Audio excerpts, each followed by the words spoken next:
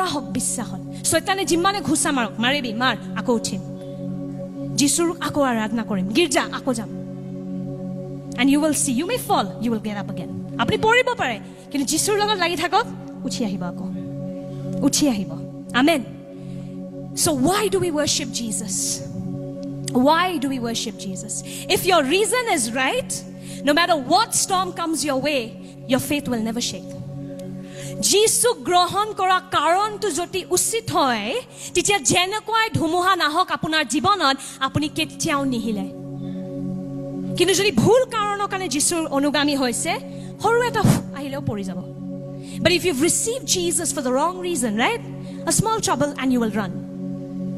so why do you follow Jesus can anybody tell me কিয় যিশুক গ্ৰহণ কৰিলে many of us think we want to follow Jesus to see magic show বহুত মানুহে যীশু খ্ৰীষ্টক জাদুগৰ বুলি ভাবে মানুহ উৰাই দিব কিবা কৰি দিব হেকানে যীশু লাগে Jesus Christ is not a magic show amen he's the Lord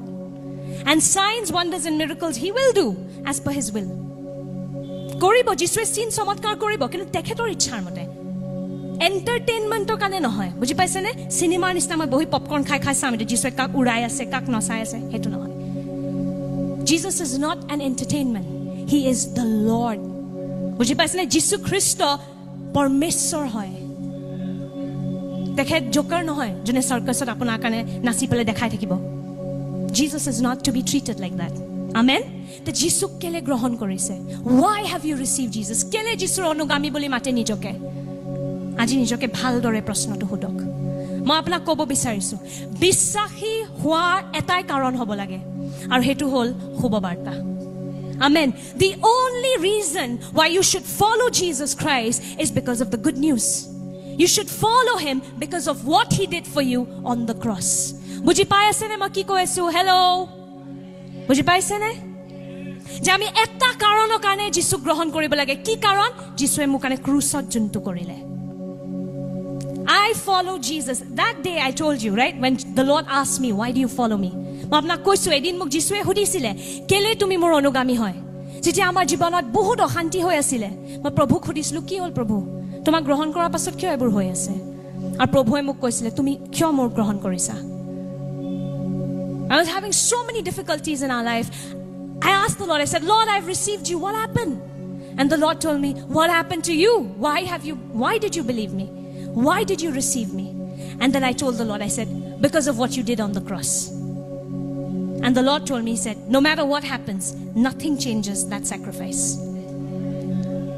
বুজি পাইছে নে মই কি কৈছো যিশুৱে মোক সুধিছিলে কিয় মোক গ্ৰহণ কৰিলি বহুত ভাবাৰ পাছত মই কলো ক্ৰুচত যে তুমি মোৰ কাৰণে তোমাৰ প্ৰাণৰ বলিদান দিলা এই বাবে মই তোমাক গ্ৰহণ কৰিছো তে মোক যিশুৱে ক'লে হে কাৰণে যেনেকৈ পৰিস্থিতি নহক জানিবি যে হে বলিদানটো কিতিয়া হলনি নহয় amen no matter what happens nothing changes Jesus's love for you on the cross amen so your faith should be based on the cross আপোনাৰ বিশ্বাসটো কিহৰ ওপৰত তুলিব লাগে ক্ৰুচৰ ওপৰত বাকি বস্তু ধন সম্পত্তি স্বাস্থ্য এবোৰ এনে আহিব okay when you follow Jesus signs wonders miracles will come good health will come money will come don't follow all that just follow Jesus because of what he did for you on the cross amen যিশুৱে আপোনাৰ কাৰণে ক্ৰুচত যি কৰিছে কেৱল হেতুৰ কাৰণে যিশুৰ অনুগামী হওক তেতিয়া আপুনি চাব যেনেকৈ পৰিস্থিতি নহওক কিয় আপোনাৰ বিশ্বাস নিহিলে কাৰণ তেখেতৰ বলিদানটো হলনি নহয় his sacrifice does not change amen